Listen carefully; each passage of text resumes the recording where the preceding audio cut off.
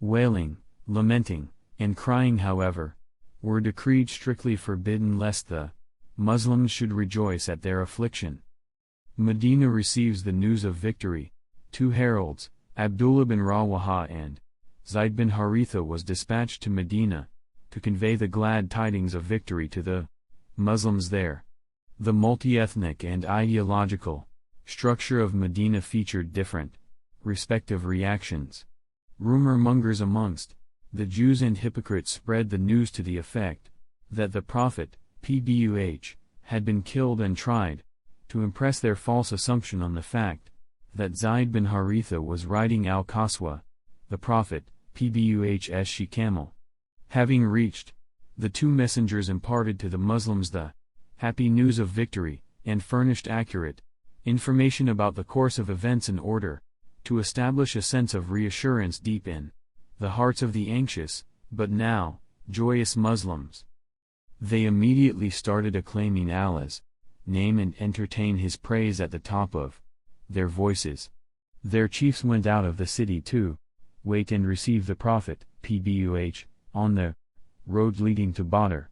Usama bin Zayd related that they received the news of the manifest victory shortly after Ruqayya, the Prophet, PBUH's daughter and the wife of Uthman bin Affan, had been committed to the earth. She had been terminally ill, and the Prophet, PBUH, had asked Uthman to stay in Medina and look after her.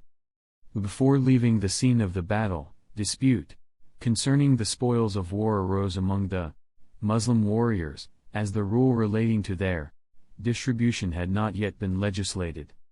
When the difference grew wider, the Messenger of Allah, PBUH, suspended any solution whereof until the revelation was sent down.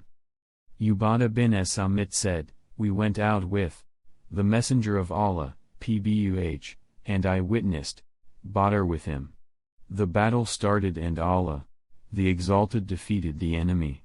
Some of the Muslims sought and pursued the enemy, some were intent on collecting the spoils from the enemy camp, and others were guarding the Messenger of Allah, PBUH, and were on the alert for any emergency or surprise attack. When night came and the Muslims gathered together, those who had collected the booty said, 'We collected it, so no one else has any right to it.' Those who had pursued the enemy said, 'You do not have more right to it than we do. We held the enemy at bay and then defeated them.' As for the men who had been guarding the Prophet, PBUH, also made similar claims about the spoils. At that very time, a Quranic verse was revealed saying, 'They ask you, O Muhammad, PBUH, about the spoils of war. Say, the spoils are for Allah and the Messenger.